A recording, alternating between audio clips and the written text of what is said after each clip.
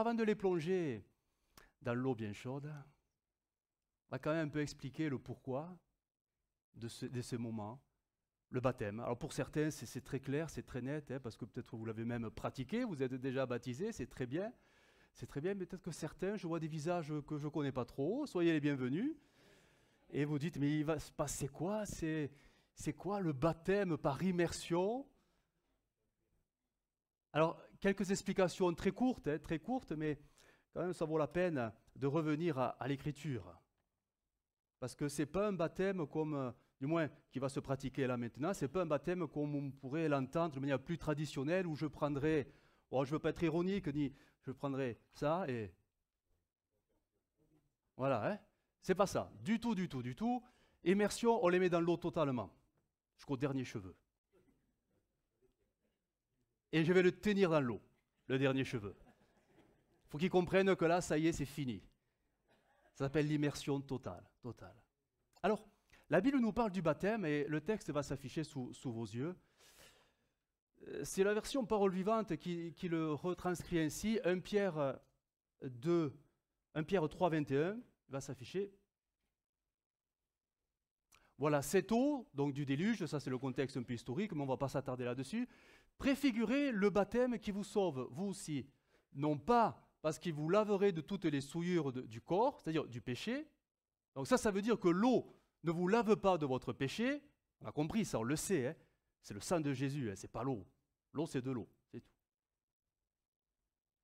Mais parce que vous vous y engagez en toute bonne conscience envers Dieu.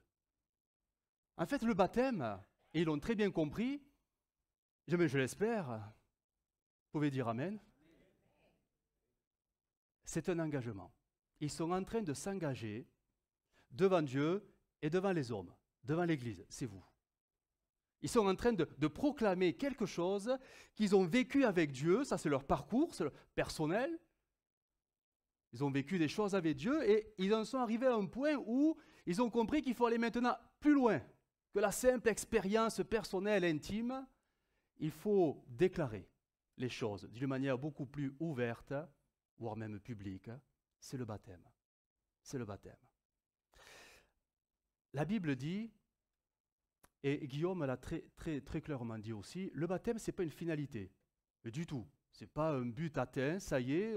Non, c'est vraiment, et vous le savez, on en a parlé, c'est vraiment le début, c'est le premier pas. C'est comme un enfant, un bébé, qui fait son premier pas. C'est beau, hein, les premiers pas d'un bébé. Et vous savez que les suivants, en fait, ils tombent tout le temps. En fait, je vous annonce que vous allez tomber, mais c'est sûr. Voilà, vous dites, c'est quoi le pasteur, là? Mais je vous annonce aussi que selon l'Écriture, 7 fois vous tomberez, vous vous relèverez aussi. Parce que l'engagement pour le Seigneur, il est très sérieux. Si votre part à vous, c'est d'être fidèle, lui être fidèle, la part du Seigneur sera de vous aider dans vos chutes. Il y aura des chutes, mais c'est sûr. Mais le Seigneur sera toujours là pour vous relever. Le Seigneur sera toujours là pour vous encourager. Le Seigneur sera toujours là pour vous motiver à continuer la marche malgré les chutes et les rechutes et les rechutes. Il sera toujours là parce que la victoire, elle est toujours dans le relèvement. On ne peut pas rester toujours debout, ce n'est pas possible. Et toute la famille de Dieu pourrait vous dire Amen. Parce que s'ils vous disaient combien de fois ils sont tombés depuis le jour de leur baptême, ça serait des chiffres, un nombre à plusieurs. Compris. Alors, le baptême, c'est beau. C'est vraiment la plus belle réponse qu'on peut donner à Dieu, parce qu'il nous appelle. Il nous appelle à venir à la croix, il nous appelle à venir à lui. Mais concrètement, la réponse la plus officielle, c'est « Seigneur, je te dis oui, je m'engage toute la vie pour toi ». Mais pour que le baptême puisse se faire, comme ce matin, il y a quand même des conditions à remplir. D'accord? Le baptême, ce n'est pas un coup de cœur. Ah, j'ai eu un super frisson, on a chanté des chants et Guillaume nous a fait venir devant, ça m'a plu, je vais me faire baptiser. C'est pas comme ça que ça va marcher, il faut que ça aille un peu plus loin. Et je relève au moins 3 conditions dans l'Écriture, que 3, mais elles sont sérieuses. Hein. La première, ça va s'afficher, bien sûr, c'est de croire. Ouais, ça paraît d'une évidence, mais Nous croyons en Dieu. Tu peux mettre le verset, s'il te plaît, Acte 8, verset 36. C'est Philippe qui parle à l'eunuque éthiopien, justement on est dans le sujet du baptême, et il va poser la question, qu'est-ce qui empêche que je sois baptisé? Question, et la réponse, si tu crois.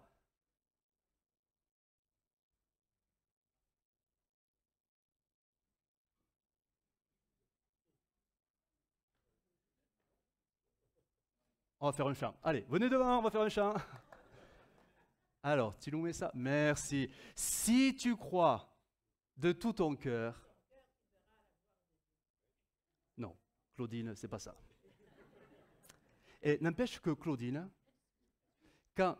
Ah non, mais ça m'a fait sourire, mais pour montrer que Claudine, elle a vraiment un cœur spontané pour le Seigneur. Mhm. Quand Guillaume a dit, vous pouvez vous retourner dans vos places, mais vous pouvez rester si vous voulez, eh bien, elle allait rester. Elle regardait, mais... Non, mais, non, mais attendez, faut que je... Non, non. Non, parce que c'est... Elle dit, qu'est-ce qu'il faut?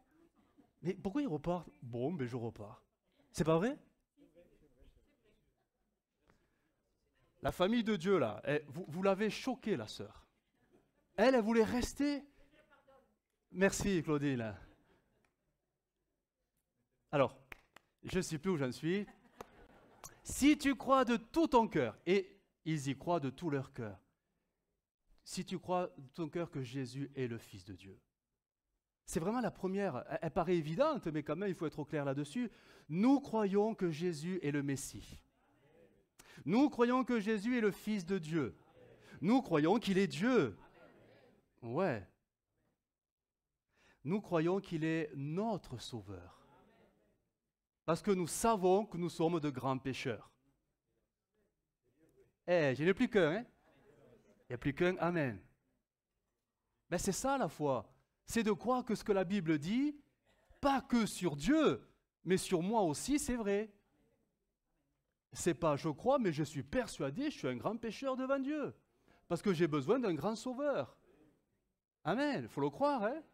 Non, parce qu'on pourrait se penser, mais moi ça va. Pasteur, vous inquiétez pas. Qu'un Dieu me bénisse, je veux bien, mais de là qu'il me pardonne mes péchés, mais j'ai rien fait de mal. La Bible dit tout le contraire. Jésus, il est mort pour toi à la croix, parce que tu es un pécheur, comme tous les autres. Et tu es privé de la gloire de Dieu. Donc c'est vraiment la foi, elle est élémentaire, mais tout le monde ne l'a pas cette foi. Bon, les chrétiens l'ont normalement, hein. Et les futurs baptisés, ils l'ont, ils croient en cela. Ça, c'est vraiment la première condition. La deuxième, c'est parce que tu crois, non pas tu verras la gloire de Dieu, mais parce que tu crois que tu es un pécheur, alors devant Dieu, tu as demandé pardon. Ça s'appelle la repentance. Le texte nous dit, Acte 2, 38. Ah, je crois qu'il va arriver le texte. Pierre leur dit, repentez-vous et que chacun de vous soit baptisé au nom de Jésus-Christ. Ah, non pas parce que Dieu est bon, non pas parce que Dieu te prépare une place dans le ciel. Non, non, à cause ou pour, ça dépend les versions, du pardon de vos péchés. La repentance. La foi vivante, c'est celle qui pratique les Écritures, tout simplement. Et la repentance, c'est une condition à laquelle on ne peut pas la contourner. Si on veut plaire à Dieu, les eaux du baptême ne sauvent pas. Ce n'est que l'engagement envers Dieu. Parce que je vis des choses avec Dieu. Je vis les révélations personnelles avec Dieu. Tout comme je sais que Jésus est le Fils de Dieu, mais je sais aussi que Jésus est celui qui pardonne mes péchés parce que le Saint-Esprit m'a tellement convaincu que j'en avais besoin que forcément je lui ai demandé pardon pour tous mes péchés. Et ça, ce n'est pas propre aux futurs baptisés, hein. C'est toute l'Église qui vit la repentance, qui doit vivre la repentance. La Sainte Seine que nous aurons tout à l'heure, c'est ce moment où justement, est-ce que je suis dans la repentance? Est-ce que mon cœur, il est propre devant Dieu? Et des fois, on a besoin de redemander pardon. C'est pas vrai? Eh oui. Demander pardon, je pense souvent, parce que c'est là que parfois ça arrive, le couple. Il y a des couples ici? Ah, il y a des courageux. Est-ce que ce n'est pas le cercle où parfois, pour ne pas dire souvent, On a besoin d'exercer le pardon. Parce que c'est vrai que le conjoint, il n'est pas facile. Hein. Vous savez pas, on commence... Hein, de qui il parle? Bref, on vit le pardon dans le couple. On vit le pardon dans la famille, les enfants. On vit le pardon au travail. On vit le pardon dans le quartier. On vit le pardon dans l'église.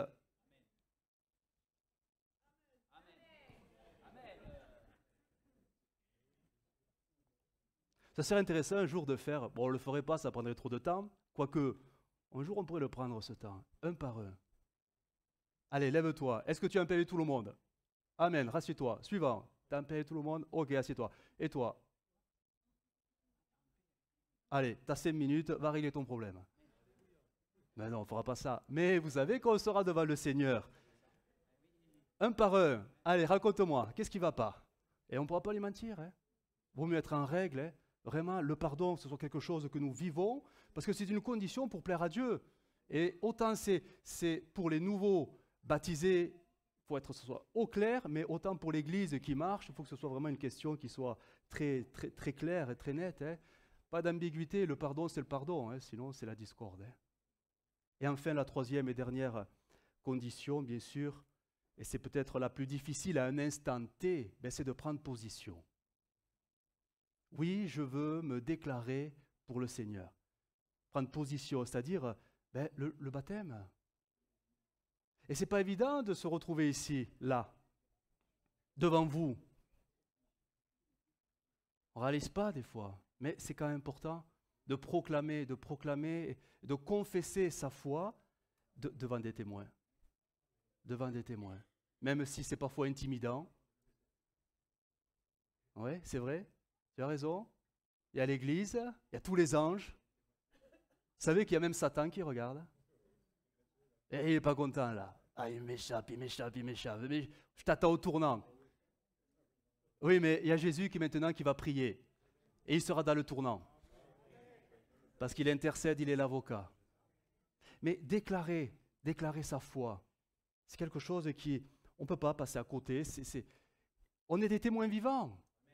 Et ça commencera pour vous de manière officielle ici dans l'église, mais après ça va être dans vos foyers. Vous serez des témoins vivants. Et là ça va être dur, parce que des fois il y a des coups. Dans la famille, parce qu'ils ne sont pas tous chrétiens dans la famille. Et au travail, oh là là le travail. Tu es un chrétien aussi au travail. Dans ton quartier, tu es un chrétien aussi, tu es un témoin vivant. Et là ça devient compliqué, vraiment compliqué, mais tu es un témoin quand même. Et on ne peut pas cacher ce témoignage, sinon on serait dans le compromis. La lumière, il faut qu'elle brille. Et plus les ténèbres sont présentes, plus elle brillera. Elle brillera. Mais c'est quelque chose qu'il faut vivre, le témoignage. Ça commence aujourd'hui, mais ça se continuera, le témoignage vivant. Acte 22, verset 16 nous dit, c'est Ananias qui parle à Saul de Tarse. Hein. Il dira ceci, « Pourquoi tarder? Pourquoi tarder? Lève-toi, fais-toi baptiser et sois lavé de tes péchés. » Pourquoi tarder? Alors c'est vrai que Christine, Diego, ça fait pas très longtemps qu'ils sont à l'assemblée. Ils n'ont pas tardé, hein? Et ils sont venus. Daniel, c'est autre chose. Vous savez, 3 ans? 3 ans qu'il est au milieu de nous. Non pas qu'il est tardé, c'est moi qui disais, attends.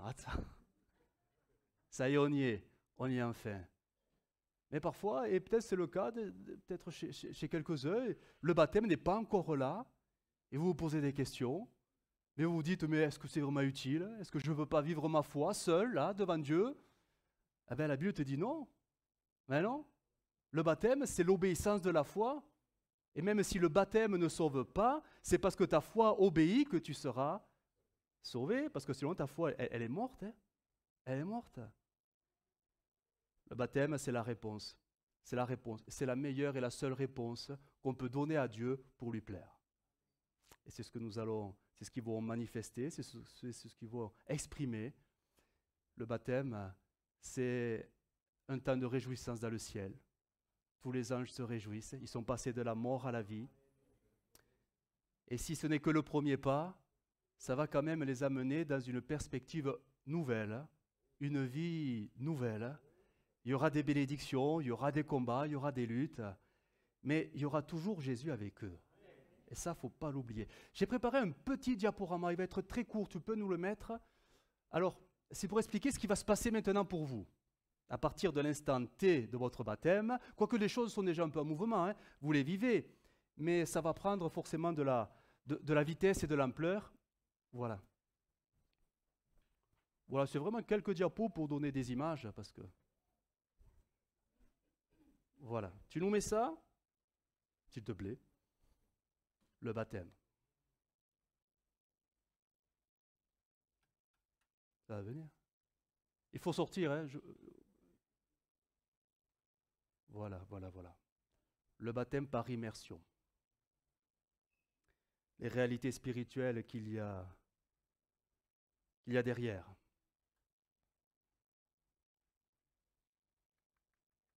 Guillaume, tu as un chant là ou quoi? Attends, on va leur laisser encore une chance.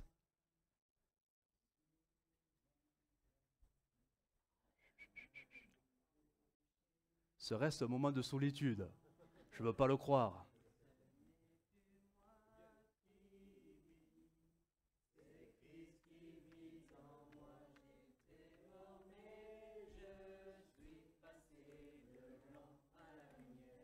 Ouais, continue, vas-y. Elle coupe les deux, vas-y.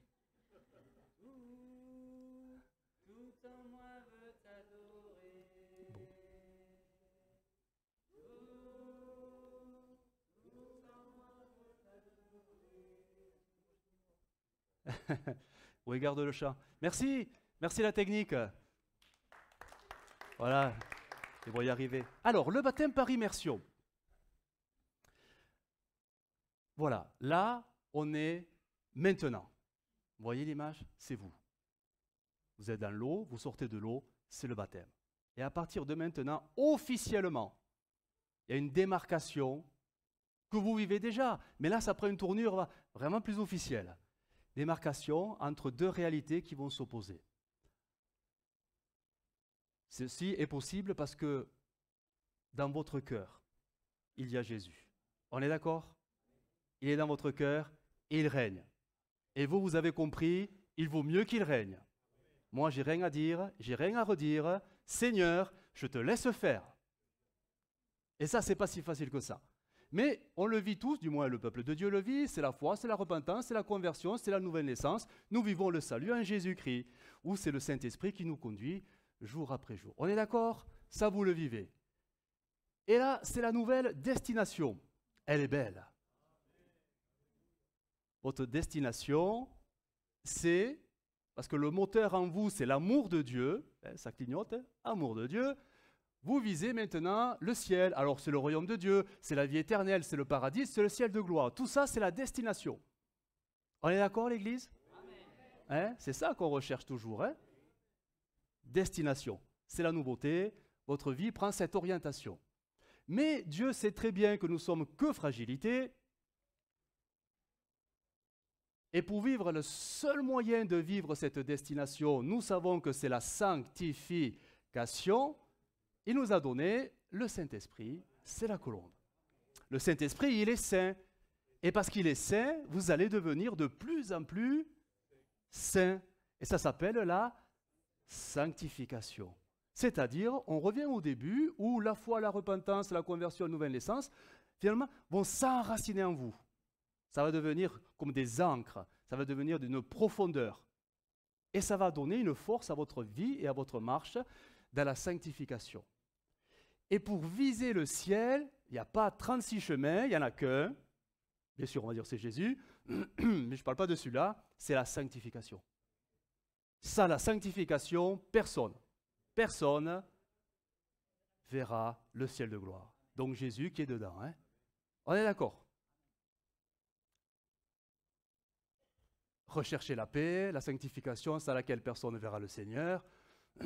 Colossiens 3, attachez-vous aux choses d'en haut et non à celles qui sont sur la terre. Ce n'est pas si facile que ça. Hein?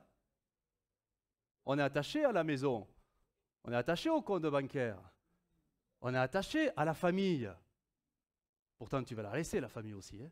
On est attaché à tout. Et la sanctification, c'est se détacher. Pas se déresponsabiliser, je ne parle pas de ça. Hein?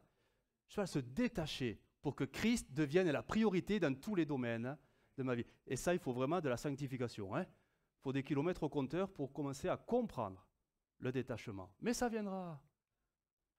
Et Romains 8 nous rappelle, bien sûr, si vous vivez selon la chair, ben vous allez mourir. Mais si par l'esprit vous faites mourir les actions du corps, alors vous vivrez. Ça vous fait monter un peu plus haut sur le chemin de la sanctification. Donc, pour aller vers le ciel, il faut que l'amour de Dieu me prenne toute la place.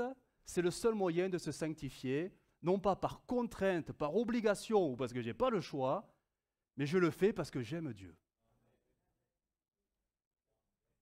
Et là, tout légalisme, tout formalisme, ça disparaît. Toute religiosité disparaît. Parce que combien dans les églises nous avons des chrétiens qui se sanctifient parce qu'ils n'ont pas le choix. Ils subissent la sanctification parce qu'ils ne veulent pas perdre le ciel. Mais est-ce que c'est bon ça? Est-ce que la motivation est bonne? Je vous laisse la réflexion. Si l'amour de Dieu ne vous conduit pas, si c'est la peur de l'enfer qui vous conduit, oula, ça redevient un peu charnel. C'est plus l'esprit, c'est la chair. Christianisée, religieuse, tout ce que vous voulez, mais c'est plus l'esprit. Donc la sanctification par l'esprit, nécessaire, capitale, et c'est un renouveau constant. Sauf qu'il y a la deuxième réalité, elle sera toujours présente, en opposition à l'amour de Dieu, c'est l'amour du monde. L'amour du monde. Alors j'ai mis des exemples, c'est l'apôtre Jean qui en parle. C'est l'orgueil, c'est la convoitise, c'est les richesses, bref, c'est vivre selon ses désirs. Ce n'est pas forcément que des choses négatives par rapport à l'écriture, mais des choses grossières, méchantes, vulgaires. Non, non, non. Je prendrai un exemple très simple. Prendre soin des siens plus que Dieu, c'est le monde. Ouf, pasteur. Eh ouais. Ouais. Là, il n'y a que l'esprit pour changer la mentalité. Il n'y a que l'esprit qui peut changer et façonner un nouveau cœur pour Dieu. Alors, deux réalités qui vont s'opposer, ça va se mélanger. Tantôt, l'amour du monde reviendra, c'est sûr. Tantôt, l'amour du monde, du Dieu plutôt, reviendra. C'est comme une balance constante, c'est un tiraillement selon les circonstances. C'est particulier, mais il y a la victoire par l'Esprit de Dieu. Mais le jour où vous arrêterez de vous sanctifier, le jour où vous arrêterez de rechercher les choses divines, le jour où vous arrêterez d'être renouvelé du Saint-Esprit, que le vouliez ou pas, vous redescendez et dans le monde. Le chrétien qui n'avance plus ou qui ne s'élève plus, il redescend. Et c'est le monde qui reprend le pas et le dessus. Et on en a dans les assemblées des chrétiens très charnels. On en a. On en a. La Bible dit que c'est les chrétiens spirituels, selon l'esprit, qui partiront avec le Seigneur. Ça fait réfléchir quand même. Il faut se situer. Nous qui avons si bien commencé en se faisant baptiser, on en est où aujourd'hui? On en est où aujourd'hui? Qu'est-ce qui règne dans mon cœur? Quelle est la motivation première de mon cœur? L'amour de Dieu et lui plaire absolument dans tout? Ou l'amour du monde parce que je m'occupe des affaires, de mes affaires dans ce monde, c'est tout. C'est quoi la priorité? Cherchez premièrement le royaume de Dieu. Premièrement, et sa justice. Et toute chose vous sera donnée par-dessus. Ça fait réfléchir quand même. J'espère que vous réfléchissez quand même. Ouais. Quelques versets.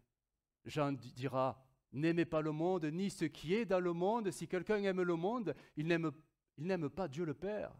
Voici ce qu'on trouve dans le monde, les mauvais désirs, que chacun porte en soi, l'envie de posséder ce qu'on voit, et l'orgueil qui vient de la richesse. Eh bien, tout cela ne vient pas du Père, mais du monde. Ça ne vient même pas du diable. Il ne faut pas mettre Satan là-dedans. C'est les choses naturelles de ce monde, c'est tout. Alors, nous avons Romains 12. Ne vous conformez pas aux habitudes de ce monde, mais laissez Dieu vous transformer, vous donner une intelligence nouvelle. Vous pourrez alors discerner ce que Dieu veut. Alors, c'est votre sanctification. ce qui est bien, ce qui lui est agréable, ce qui est parfait. Jacques. Alors Jacques, il est direct. Hein? Adultère que vous êtes, ne savez-vous pas que l'amour du monde est inimitié contre Dieu? Celui donc qui veut être ami du monde se rend ennemi de Dieu. Donc, voilà. Voilà où vous en êtes. En plein milieu. Vous allez bientôt sortir de l'eau. Et ces deux réalités, alors aujourd'hui ça va aller, mais c'est demain que ça va vraiment tirailler peut-être. Si, Romain, si, il va tirailler. Bien sûr qu'ils sont vainqueurs, mais ils vont apprendre à être vainqueurs. On apprend la vie chrétienne, on apprend la marche de l'esprit, on apprend. Mais ces deux réalités seront toujours là, toujours là. Il ne faut pas culpabiliser parce que le monde essaie de nous reprendre, c'est normal, il fait son boulot. Mais l'esprit, lui, fera son travail. Si nous, on se laisse faire entre ses mains, notre cœur tendra toujours, parce que ça viendra de l'esprit à nous, tendra toujours vers les choses célestes. Le but est de se laisser faire constamment par le Saint-Esprit. Ouais, c'est ça. Quand on a compris ça, alors on est en marche et on s'installe dans la victoire en Jésus-Christ. Amen. Amen. On va prier le Seigneur un instant. Je vais demander à Guillaume, tu veux bien prier pour la suite, s'il te plaît? Alors, je vais ouvrir la parole de Dieu. Je ne vais pas faire un long message, rassurez-vous. L'essentiel a été fait. C'était quand même, voilà, cet engagement que nos frères et sœurs ont pris. Mais je voudrais partager la parole de Dieu aussi avec vous parce que ce message va vous concerner. Parce que pour la plupart, je pense, nous sommes déjà passés par les eaux du baptême. Et comme ça a été dit, mais c'est vrai que les eaux du baptême, c'est que le début. C'est que le début d'une longue marche, joyeuse, parfois malheureuse. Ah oui, oui, oui. Et comme malheureux crie, ben, c'est qu'il est malheureux. Hein. Des fois, il y a des déceptions, des fois, il y a des incompréhensions, des fois, il y a des luttes contre Dieu. C'est curieux, la vie chrétienne. Mais quelle que soit la nature de la vie chrétienne, on sait que malgré tout, il faut quand même continuer de l'avant. Toujours aller de l'avant. Alors, je voudrais lire ce texte, il va s'afficher, 2 Timothée plutôt, chapitre 4, verset 9. Ce texte nous parle que oui, on peut bien commencer et on peut très mal finir. Malheureusement. C'est Paul qui écrit plutôt donc à Timothée. Il lui dira ceci, viens au plus tôt vers moi. Et verset 10, parce que là, Timothée, il vit des choses difficiles. Hein, car Démas, on n'en parle pas beaucoup de Démas. Hein, car Démas m'a abandonné, donc c'est un chrétien, il m'a abandonné par amour pour le siècle présent. Et il est parti pour Thessalonique.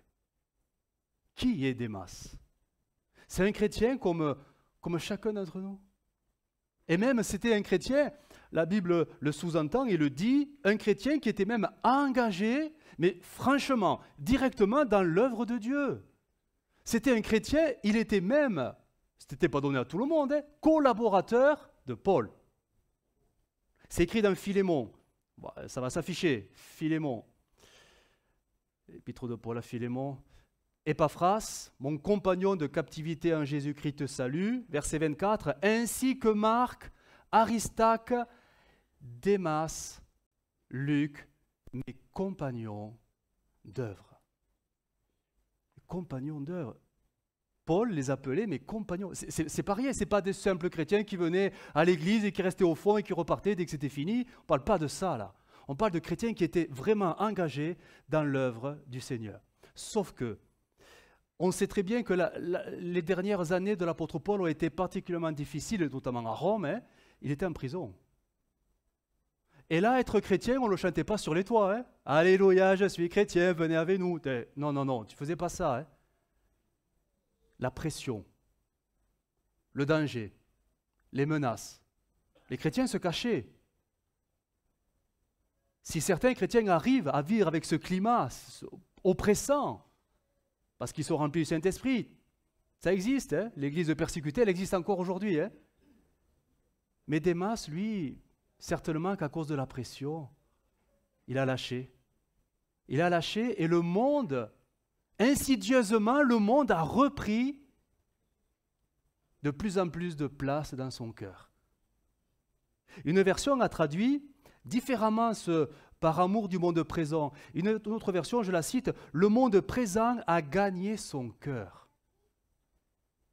C'est plus Jésus qui gagne son cœur, ça c'était bien, c'était avant.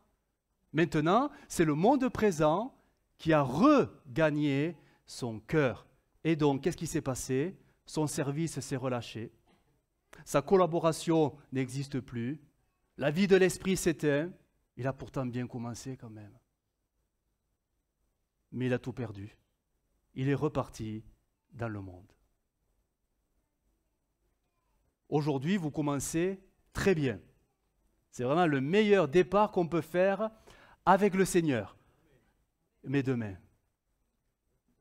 quand le monde va venir, quand la pression sera là, quand l'adversité sera là, quand Satan sera là, quand le péché sera là, comment vous allez gérer ces choses-là? C'est là qu'il faut apprendre à se tenir au pied du trône du Seigneur. Parce que sinon, le monde vous regagnera petit à petit, il vous regagnera. Le Jésus qui vous a libéré sera celui qui vous perdra parce que vous vous êtes laissé entraîner par ce monde. Et c'est terrible. Et la vie de l'Église depuis 2000 ans, ben c'est ça. Des chrétiens qui se réjouissent et le ciel qui se réjouit, et des chrétiens qui abandonnent et le ciel qui pleure. Et au milieu de tout ça, il y a Dieu qui laisse faire. L'histoire du fils prodigue nous montre que Dieu ne court pas après les gens qui décident de repartir. Il attend qu'ils reviennent. Et pour nous, qu'en est-il dans nos cœurs? Est-ce que c'est Jésus qui gagne ou est-ce que c'est l'esprit de ce monde qui nous regagne? Si vous êtes là, c'est qu'il y a des choses bonnes encore. Mais vous savez, l'esprit de ce monde, il ne nous terrasse pas d'un coup, il nous regagne petit à petit. C'est comme un domino. Si l'esprit de ce monde fait tomber le premier domino, c'est qu'une question de temps pour que le second tombe aussi. Et à la fin, c'est vous qui tombez tout court. Qu'est-ce qui triomphe en nous? L'amour de ce monde ou finalement l'esprit de ce monde ou Dieu et son esprit?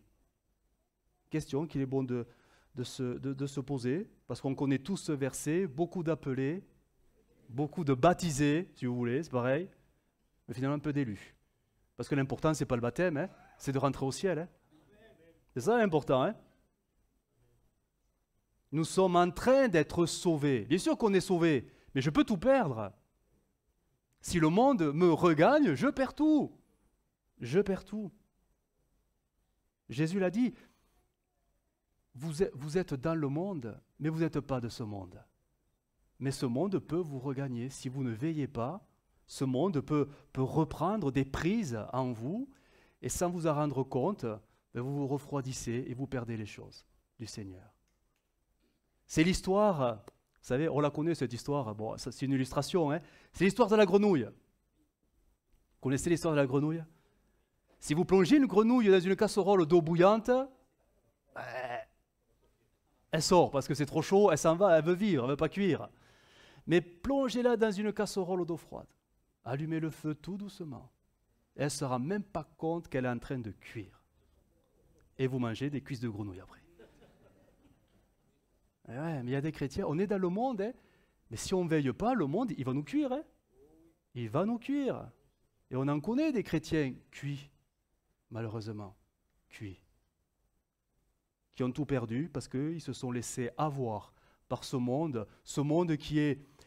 C'est vrai qu'on dit qu'il est corrompu, tout ça, c'est vrai, mais ce monde, il est séduisant aussi. Il est séducteur, ce monde. Il y a plein d'avantages avec ce monde. Hein, ça vous est jamais arrivé de dire « Ah, si je n'étais pas chrétien, je pourrais faire... Je pourrais rouler à 160. Et là, je vais faire du 130 parce que je suis chrétien. » Ça vous est jamais arrivé? Bon, pas vous, hein? Guillaume, je suis sûr que ça t'est arrivé. Jacques, Jacques, j'ai dit 160 et c'est 180, Jacques. Ah, je balance, là, j'y vais. Hein. Oh, après tout, c'est la fête. Allez. Bon, bref, on a tous des... oh. Bref, on a tous des domaines où on se dit, mais, ah, quand même. Ah, si j'étais pas... Bon, bref, on se reprend de suite. Hein. Mais le monde, parfois, il a des côtés plaisants, qui sont contraires à l'Esprit de Dieu, mais qui sont quand même plaisants et arrangeants. Ah, si je pouvais glisser un ou deux mensonges, ça me faciliterait l'histoire quand même. Oula. Ah ouais. Donc, en 3 points, très courtement. 3 points qui vont être comme 3 encres. Pour vous, mais pour l'Église. 3 encres pour finalement ne pas se laisser séduire par ce monde qui est attractif, qu'on le veuille ou non. Il y a des choses qui nous plaisent dans ce monde. Hein, le péché, ce n'est pas seulement des choses vulgaires, sales et grossières. Le péché, parfois, il est attractif. Regardez Ève avec la... Où j'allais dire la pomme. Oh. Elle est où? Je cherche mon épouse. C'est pas une pomme. C'est un fruit exotique. C'est un fruit biblique. On ne sait pas ce que c'est. Mais regardez comment le diable quand même l'a poussée. Et elle a vu que le fruit était beau et agréable à regarder. Et elle est tombée dans le péché. Alors que l'ordre de Dieu, il était clair, hein, surtout pas. Vous n'en touchez pas parce que c'est pas bien pour vous, c'est pas bon pour vous. Et ils ont touché. Alors, 3 points qui vont certainement nous permettre de bien rester ancrés dans les choses célestes, les choses de Dieu, pour ne pas se laisser attirer par ce monde et surtout se laisser séduire tout à nouveau par ce monde et finalement se perdre tout simplement. Premièrement, je dirais, comme une encre là dans nos têtes, dans nos cœurs, c'est souviens-toi de Jésus-Christ. Ben oui, parce qu'on peut l'oublier. Hein. Bien sûr qu'on peut l'oublier. 2 Timothée 2,8 nous dit, ça va s'afficher, souviens-toi de Jésus-Christ, issu de la postérité de David, ressuscité des morts. Souviens-toi de Jésus-Christ. Pourquoi c'est important de se souvenir de Jésus-Christ? Parce que bien souvent, on peut se mettre tellement en avant qu'on prend la place de Jésus. Et qu'est-ce qu'on mettra en avant? Ben nous. Nous et nos souffrances, nous et nos malheurs, nous et nos difficultés, nous et nos problèmes, nous et nos tristesses, nous et nos déceptions, nous. Donc moi. Et j'oublie que Jésus, il a souffert plus que moi. Et au lieu de bénir le Seigneur parce qu'il est mort à la croix et que sa mort me justifie devant le Père, en fait, je passe mon temps à me lamenter devant Dieu. Et là, je suis déjà en train de glisser. Parce que le salut fait de moi finalement un adorateur. Et la louange nous permet de nous renouveler sans cesse dans la présence de Dieu. Quand ta vie de prière se résume tout simplement à mettre en avant que tes problèmes, tu passes à côté et tu vas voir que Dieu, en fait, il va te laisser. Hein. Ah oui, bien sûr qu'un malheureux crie, bien sûr, on connaît les textes. Mais quand les souffrances de ce monde envahissent ton cœur à tel point que tu te nourris de tes souffrances, c'est le monde qui reprend toute sa place. Et là, c'est plus l'Esprit de Dieu qui t'anime. Parce que là, tu es même incapable de regarder à l'espérance que Dieu peut t'aider. Tu es là, tu te morfonds et tu deviens un triste chrétien. Tu ne viens plus aux réunions, tu ne viens plus à l'église, parce que tu dis à quoi bon, Dieu ne fait rien pour moi. Tu regardes les autres, tu les vois bénis, tu les vois heureux, joyeux, tu les supportes même plus de les entendre chanter les cantiques du Seigneur, tellement tu es dans ta bulle de souffrance, parce que tu as oublié que ton Sauveur a souffert beaucoup plus que toi, jusqu'à la mort, pour te donner un esprit de victoire. Mais tu préfères te nourrir des choses de ce monde qui te font souffrir. Je ne suis pas en train de dire que la réalité, il ne faut pas la regarder. Ce n'est pas ça que je dis.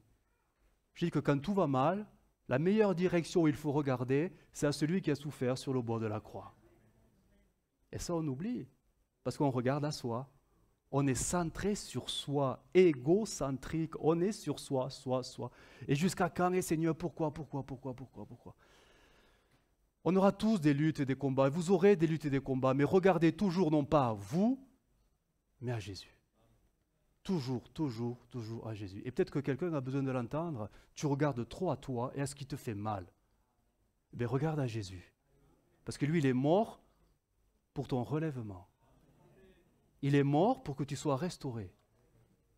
Donc regardons à Jésus. Il est écrit dans Hébreux 12, verset 3, tu nous le mets s'il te plaît, nous dit ceci, pensez à Christ. Ou autre version nous dit, souvenez-vous de Christ. À la façon dont il a supporté une telle opposition de la part des pécheurs. Et ainsi, c'est-à-dire en regardant à Christ, en vous souvenant de lui, ainsi, vous ne vous laisserez pas abattre, vous ne vous découragerez pas. Vous y croyez à ça? Alors j'ose dire, tous les découragés là, quelle que soit la raison du découragement, peut-être que vous avez besoin de lever la tête à nouveau et de regarder à nouveau à celui qui a souffert beaucoup plus que vous, parce que c'est de lui que viendra le relèvement. Amen. Oui, ça va, je vous bouscule? Oui, ça va. Car dans votre combat contre le péché, vous n'avez pas encore lutté jusqu'à la mort. Et Jésus, lui, l'a fait pour nous. Donc, se souvenir que Jésus a souffert beaucoup plus que nous, qu'il a triomphé et que sa victoire, il nous la donne. Il suffit tout simplement de recentrer notre regard sur Jésus et de se souvenir tout simplement de l'œuvre à la croix. Amen. Vous prenez des notes, hein, tout dans la tête. Ok. Deuxième ancre. Souviens-toi, non plus de Jésus-Christ, mais souviens-toi d'où tu viens. Oui. Apocalypse 2, 5. Alors, ce n'est pas agréable hein, en soi, parce que vous allez voir, hein, peut-être qu'on ne le veut pas, mais quand même, c'est utile. Apocalypse 2, 5. Souviens-toi donc d'où tu es tombé. Je n'irai pas plus loin. Souviens-toi donc d'où tu es tombé. Deuxième épître de Pierre, au chapitre 1er, verset 9, nous dit ceci, c'est dans Parole de vie, en parlant du chrétien un peu négligent, il a oublié qu'il a été purifié de ses péchés d'autrefois. Il a oublié qu'il a été purifié de ses péchés d'autrefois. Il y a un proverbe qui dit, ce n'est pas dans la Bible, hein, savoir d'où l'on vient pour savoir où l'on va. Alors bien sûr, ça paraît étonnant ce que je dis, parce qu'on se dit, mais nos anciens péchés, peut-être qu'on veut plus s'en souvenir. Parce qu'ils sont douloureux. Ils sont sales. Et là, on se dit, mais Seigneur, je veux plus. Et c'est vrai que Dieu, lui, s'en souvient plus. Du moins, il les écarte et les jette au fond de la mer. Mais pour nous, ce n'est pas pareil. Parce que se souvenir de ses anciens péchés ou de sa vie d'autrefois, c'est quand même un bon moyen, un garde-fou. Pourquoi? Parce que si le monde revient dans votre cœur, qu'est-ce qui va se passer? Vous allez revenir à votre ancienne vie et repratiquer, peut-être, et en pire, vos anciens péchés. La Bible le dit, c'est 2 Pierre 2, 22, le chien, l'image elle est un peu violente, hein, le chien mange de nouveau ce qu'il a vomi. Il est midi moins 20, sur ce bon appétit. Le chien mange de nouveau ce qu'il a vomi. Et il continue l'image, hein, et le cochon, dit la version, ou le porc, hein, qui vient d'être lavé, recommence à se rouler dans la boue. Oui, mais le chrétien qui a été purifié par le sang de Jésus, qui ne veille pas, revient en arrière et se vautre tout à nouveau dans la boue du péché. Et dans la même boue. Combien on a besoin, vraiment, de se rappeler d'où on vient pour lutter afin que notre chair par le monde ne nous ramène en arrière. Ça serait dommage d'avoir connu la grâce de Dieu et de repartir en arrière et de vivre des vies mais complètement sales devant Dieu. On dit souvent que, alors je ne sais pas si c'est vérifié scientifiquement, mais que le poisson rouge a une mémoire de 5 secondes. Je ne sais pas. 5 secondes. Le temps de faire le tour du bocal. Oh, un chemin nouveau. Oh, un chemin nouveau. Et il passera la journée, il passera sa vie à tourner dans le même sens, croyant que c'est la continuité d'un chemin nouveau chaque fois. C'est étonnant, hein? Comment on peut être des chrétiens poissons rouges? Parce qu'on oublie. On oublie la grâce. On oublie le prix que Jésus a payé. On oublie de la boue duquel on a été sorti. Et sans s'en rendre compte, on revient en arrière et pire qu'autrefois. Et on n'est pas des poissons rouges, hein? On n'est pas des bourriques non plus, on n'est pas des mulets. On est les brebis du Seigneur. Et on ne fait que suivre le Seigneur. Et combien il est bon de se rappeler, oui, le chemin parcouru. Et quand on se rappelle le chemin parcouru, ça alimente l'adoration, l'action de grâce. Merci Seigneur parce que. Et là, vous pouvez dire tout ce qu'il a fait pour vous. Et il n'a pas fini parce qu'il en fera d'autres.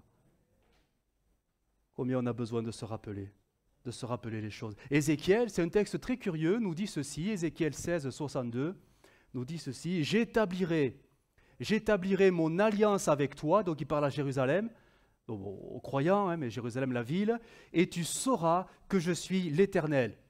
Et le verset 63 nous dit, et là c'est étonnant, afin que tu te souviennes du passé et que tu rougisses.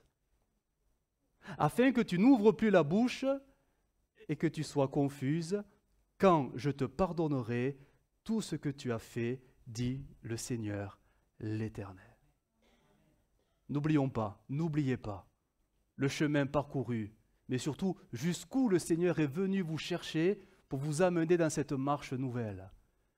Parce que c'est important d'avoir ces racines qui seront comme des garde-fous dans votre marche dans la sanctification. Même si le passé, c'est vrai, peut être douloureux et on ne veut pas, parce que des fois, le diable s'en sert pour nous culpabiliser, mais c'est faux, hein?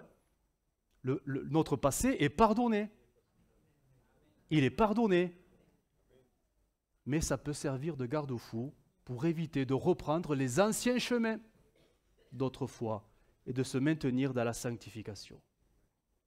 Troisième et dernier, souviens-toi, là où tu vas maintenant. Souviens-toi où tu vas. Luc 23, verset 42 dit ceci. Le texte, vous le connaissez. C'est le brigand qui parle à Jésus. Souviens-toi de moi quand tu viendras dans ton règne. Dans ton règne. C'est sûr, c'est la vérité la plus agréable du message. C'est sûr. Mais rappelons-nous, Jésus revient bientôt. Vous savez que bientôt ne veut pas dire forcément là, bientôt. C'est pas ça. Hein, le grec dit bientôt, c'est la manière. C'est-à-dire en un clin d'œil. Tu n'auras pas le temps de te repentir. Hein. Non, fais-le avant. Et comme tu ne sais pas quand il reviendra, vaut mieux vivre la repentance constamment. Que celui qui a des oreilles entende ça. Mais il reviendra en un clin d'œil, comme ça. Et on sait que c'est de loin le meilleur. Mais est-ce qu'on ne peut pas l'oublier, ça aussi? Bon, là, c'est vrai que l'actualité nous a ramené un peu à l'ordre. Hein, c'est bien. Avec ce qui se passe au Moyen-Orient, on se dit, on est tous observateurs, on attend les choses, et les choses se dessinent, se précisent. Mais on a quand même cette fichue tendance à s'endormir. Hein, parce que les choses tardent. Parce que je ne suis pas renouvelé de l'esprit. Parce que je m'endors. Les soucis de la vie m'appesantissent. Les préoccupations de ce siècle présent m'appesantissent. Les plaisirs de cette vie m'appesantissent. Je m'endors. Et Jésus dira, mais veillez, veillez parce que le jour de mon retour, je vais vous prendre à l'improviste.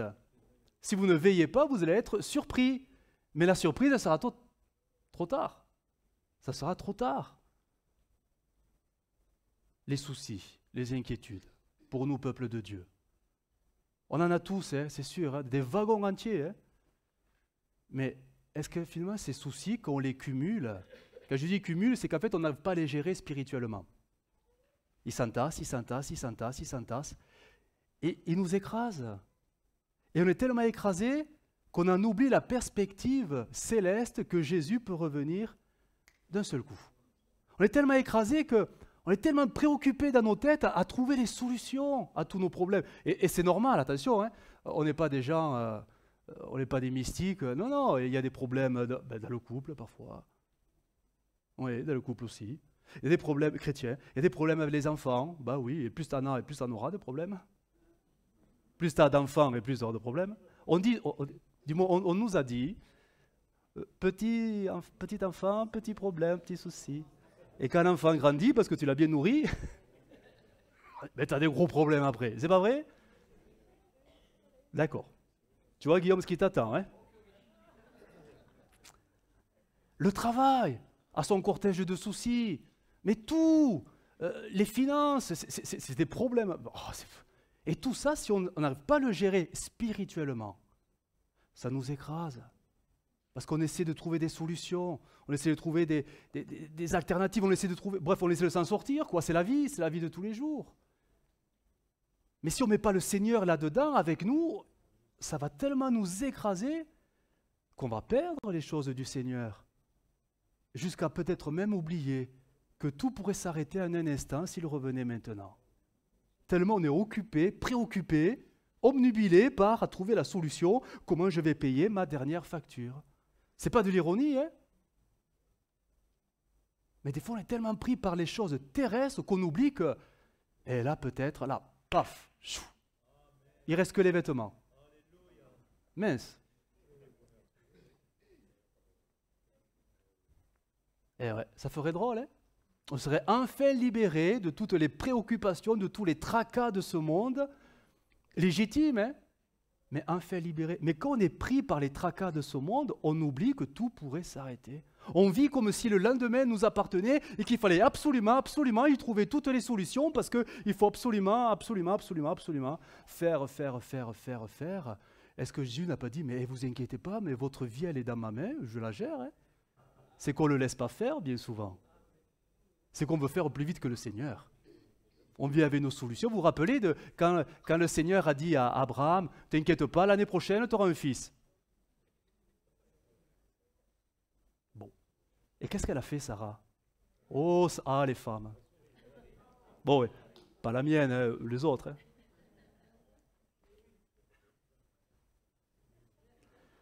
Hein. Qu'est-ce qu'elle a fait? Bon, ben on va aider le Seigneur, qu'a dit Sarah. Allez, j'ai dit au Potiphar. Comment elle s'appelait? Agar, merci. Agar, viens ici. Allez, tu vas avec mon mari et vous allez accomplir la promesse du Seigneur. Ah, le Seigneur, il a dit, mais qu'est-ce qu'elle fait? Et en plus, il la laisse faire. Il aurait pu envoyer un ange avec une épée redoutable. Agar, n'avance pas. Recule. Et le Seigneur, il laisse faire. Hein? Ils ont choisi une solution humaine selon les cultures et tout ça, attention, c'était les pratiques autrefois. Mais le Seigneur, désemparé, dit, bon, allez-y. Hein. Quand le vin est tiré, il faudra le boire après. Hein. Bon. Mais il a laissé faire, Et le Seigneur, il a accompli son œuvre tranquillement, elle s'est faite, hein. Mais les conséquences qui ont été alourdies, ça a été terrible. Hein. Et combien de fois on a fait à la place du Seigneur? Le Seigneur nous demande, mais calme-toi, tu me poses tes problèmes, et là, tu me remercies par la foi, et laisse-moi faire. Mais ça, c'est très, très compliqué pour nous, parce que nous, on veut faire pour se rassurer, parce que dès qu'on perd le maîtrise de la situation, on est en panique. Ça, c'est les tempéraments, c'est les caractères, on est tous comme ça un peu, tous. mais se laisser faire entre les mains du Seigneur, tout lui abandonner, déchargez-vous sur lui de tous vos... Ouais, dites-le, hein, soucis, fardeaux, car lui-même prend soin de vous et il vous donnera la paix qui surpasse tout. Hein. C'est une évidence, mais tout ça, on a du mal. Alors, on se laisse écraser par des fardeaux parce qu'on ne veut pas les lâcher, et le poids fait qu'on en oublie que tout pourrait s'arrêter, et peut-être même se voir disqualifié, tellement ça aura pris de place. Parce que quand on gère mal après ce poids, ce surpoids, souvent, pas tout le temps, mais on peut en vouloir à Dieu. Hein. Et Seigneur, tu fais rien, et Seigneur, tu me bénis pas, et Seigneur... Voilà, et on s'en prend à Dieu, tout simplement. Parce qu'on ne le voit pas agir comme il voudrait, mais c'est en fait ce qu'on ne le laisse pas faire ce que lui voudrait faire dans nos vies. La Bible dit, Luc 21, 34, français courant, ça va s'afficher, dit ceci, prenez garde, ne laissez pas votre esprit s'alourdir par les... Alors, c'est français courant, hein, par les fêtes et l'ivrognerie. Bon, jusqu'ici, on se dit, bon, on arrive à échapper à tout ça.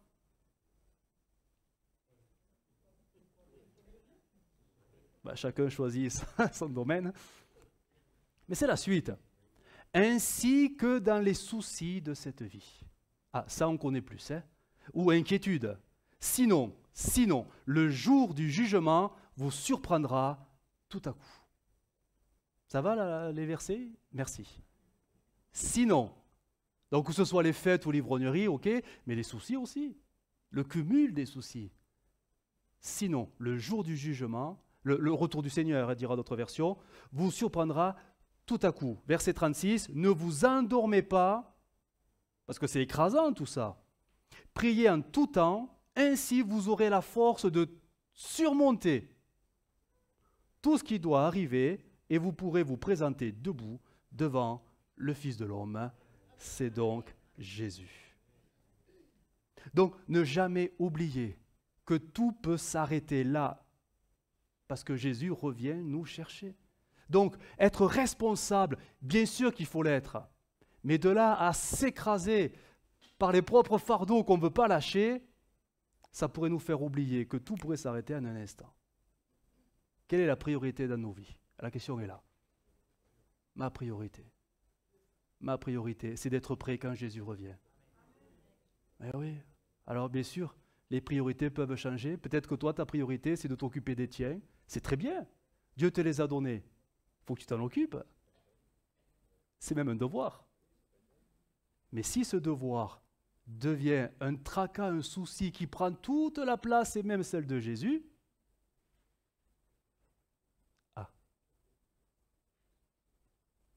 la maison, ta belle maison, bah oui, parce qu'elle est belle, c'est la plus belle. T'en prends soin, mais tu sais qu'elle restera hein, quand tu partiras. Du moins, j'espère que tu partiras. Parce que si la maison est devenue une ancre tellement solide qui fait que tu ne partiras pas à cause de la maison parce que c'est passé avant le Seigneur, ce serait dommage. Hein? Et on peut décliner tous les aspects de notre vie. Si Jésus n'est pas le premier, tu es en danger. Tu es en danger. Jésus reviendra chercher l'Église qui a su se sanctifier, se purifier et garder les bonnes priorités de la sanctification. Vous le savez tout ça, hein? Mais on l'oublie. On l'oublie. Donc il est bon de se le rappeler. Je termine. Luc 17, 32. Luc 17, 32. Cet exemple que Jésus nous a laissé. Souvenez-vous de la femme de Lot. Ben oui. C'est le contre-exemple. Elle était sur le chemin. Elle a tourné la tête. Elle est devenue statue de sel. C'est dommage, hein? C'est dommage. Je ne vais pas expliquer le texte, ça ne sert à rien. La question qu'on pourrait se poser, et je vais appeler ceux qui ont été désignés pour la Sainte Seine à venir maintenant sur le devant, c'est où nous sommes en train de regarder. Est-ce qu'on regarde à Jésus, qui est l'auteur de notre salut, et il nous appelle, hein? Vous savez, un peu comme Jésus qui appelait Pierre, et il marchait sur les eaux, et tant qu'il était en direction, le regard sur Jésus, il marchait sur l'eau, malgré la tempête. Et dès qu'il a commencé à regarder ailleurs, il a coulé. Est-ce que tu regardes toujours Jésus ou est-ce que ton regard s'est détourné et tu es déjà en train de couler? Elle est devenue statue de sel. Pierre, lui, il a commencé à couler. Qu'en est-il? Qu'en est-il de chacun? La Sainte Seine, c'est le moment de se rappeler l'œuvre de la croix. Mais c'est aussi le moment de se rappeler notre cheminement avec le Seigneur jusqu'à aujourd'hui. Est-ce que tu marches vraiment droit devant toi en regardant à Jésus ou est-ce que ton regard, il est partout et nulle part, c'est-à-dire sur la personne de Jésus-Christ?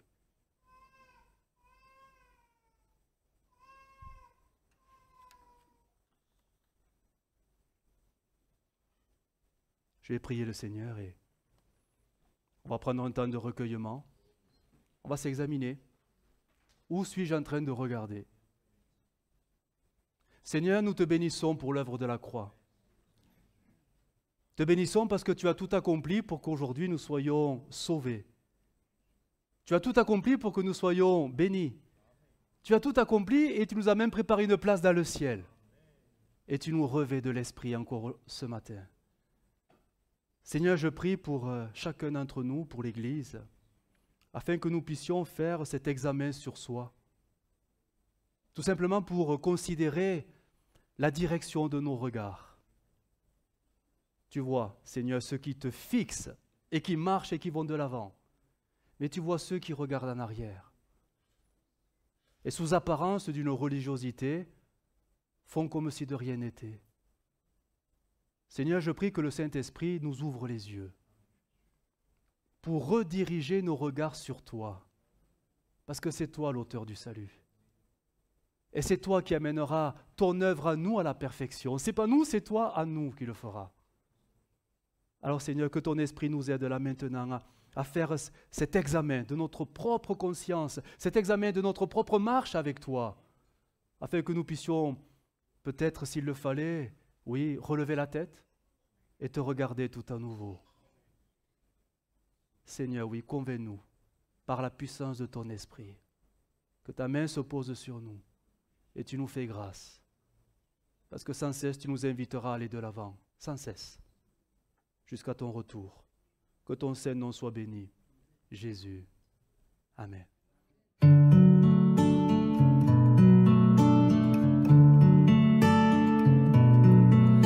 Well, I heard there was a secret chord that David played and it pleased the Lord. But you don't really care for music, do ya? Well, it goes like this, the fourth, the fifth, minor fall and the major lift, the baffled king composing hallelujah, hallelujah, hallelujah, hallelujah, hallelujah.